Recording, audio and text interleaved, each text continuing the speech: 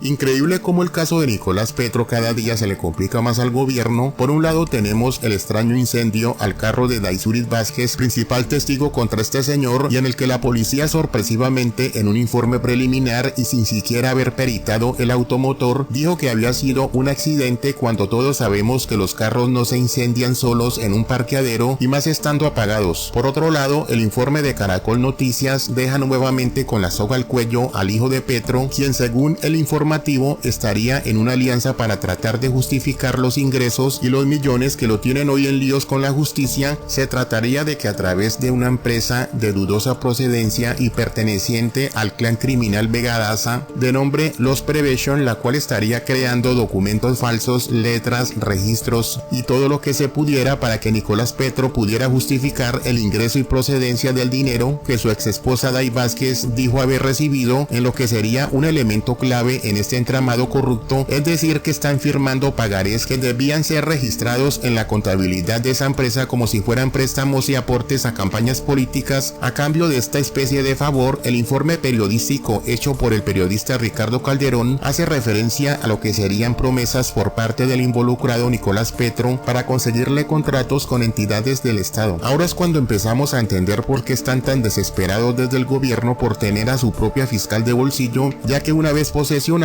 el fiscal que lleva este caso, es decir Mario Burgos, lo relevarían de su cargo y pondrían a su reemplazo, quien solicitaría el archivo, y así este caso pasaría en blanco y en favor del gobierno. Como quien dice, ese era el plan inicial de Gustavo Petro, y eso que prometió irónicamente defender la independencia de la justicia.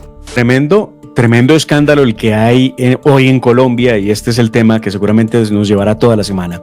Una empresa de seguridad que es bastante cuestionada, Loss Prevention Limitada, que está ubicada en Atlántico y también tiene filial, sede en La Guajira, es una firma que estaría utilizando el hijo del presidente Gustavo Petro, Nicolás Petro, para tratar de justificar los 1.053 millones de pesos que le habían entregado, entre otros, el hombre Malboro y el hijo del turco Ilzaca.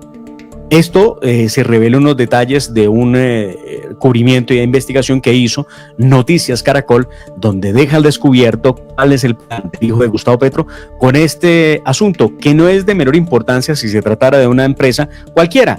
Loss Prevention está señalada, doctor Fernando, de tener comercio de armas, inclusive de entregarle armas a presuntos paramilitares en el departamento del Magdalena.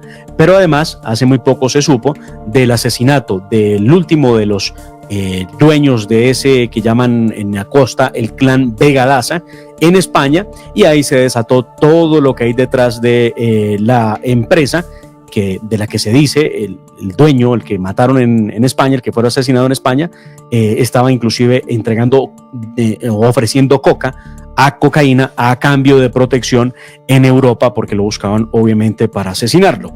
Escuchamos cuál fue parte de ese relato que hizo una investigación de Noticias Caracol. Realmente preocupante, doctor Fernando, y ahí entiende uno el afán del presidente por tener un fiscal que le garantice no sé qué cosa al hijo de él mismo. Veamos.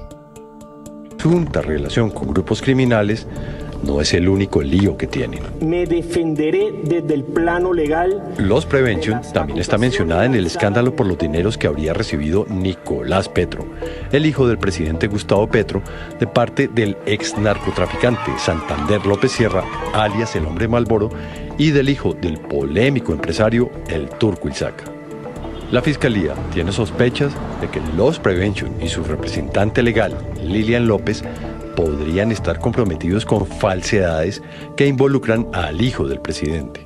Así se desprende de este testimonio de una fuente reservada que colabora en la investigación. La relación que existe entre esa empresa, esa señora y Nicolás Petro con la investigación es que a través de esa empresa están creando documentos falsos, letras y registros y todo lo que se pueda para que Nicolás pueda justificar el ingreso y la procedencia del dinero que la ex esposa dijo que recibió. Por otro lado, el expresidente Álvaro Uribe y su partido, el Centro Democrático, han expresado su preocupación por la llegada de Salvatore Mancuso a territorio colombiano luego de de haber estado extraditado por 12 años en Estados Unidos, y en un comunicado la colectividad ha señalado que existe un plan contra el expresidente, el cual implica graves amenazas a sus derechos fundamentales. En el comunicado, el partido político demandó a organismos internacionales medidas cautelares para garantizar la integridad del expresidente. El documento también señala que la Jurisdicción Especial para la Paz JEP ha escuchado a Mancuso sin contrastar adecuadamente las mentiras y contradicciones presentes en sus versiones entregadas a la justicia. El Centro Democrático denuncia que con el amparo de la JEP y el gobierno Petro, Mancuso se convierte en un instrumento político contra Álvaro Uribe. También se ha cuestionado la validez de los testimonios de Mancuso, señalando que este pretende obtener beneficios jurídicos cambiando versiones previas para incriminar al expresidente. Por ello se lee en el comunicado, abro comillas, llamamos la atención sobre las mentiras y supuestos nuevos testimonios de Mancuso admitidos por la JEP con aparente candidez, pese a que ese criminal de lesa humanidad rindió durante más de 18 años versiones ante Justicia y Paz que ahora al parecer no son tenidas en cuenta por ese tribunal. La grave amenaza que hoy se cierne sobre el expresidente Uribe obedece a la venganza, a los propósitos y a la unión de enconados y reconocidos enemigos criminales y políticos que el expresidente ha combatido y ha enfrentado a lo largo de su larga carrera pública. Recordemos que el criminal de lesa humanidad Salvatore Mancuso llega al país con un prontuario de muerte bastante amplio a sus espaldas, que incluye 3 condenas, más de 50.000 hechos criminales, 50 investigaciones abiertas y 56 órdenes de captura. Escuchemos a continuación al expresidente Álvaro Uribe, quien vuelve a señalar la infamia que se pretende contra él por medio de este sujeto y a quien cínicamente el gobierno le ha dado el estatus de gestor de paz.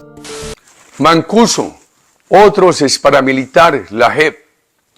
De Mancuso nada me aterra cuando pienso que se cambió autodefensa por asesinato y desaforo de dinero.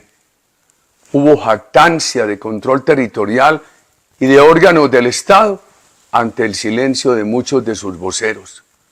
Entonces, ¿por qué extrañarse de su alianza con los enemigos de la víspera para vengar la autoridad que no pudo someter? Otros exparamilitares. Nadie discute que el presidente de la República tiene la facultad de nombrar gestores de paz que salen de la cárcel a cumplir su tarea. Los nombré del ELN, llevaban más de 20 años presos.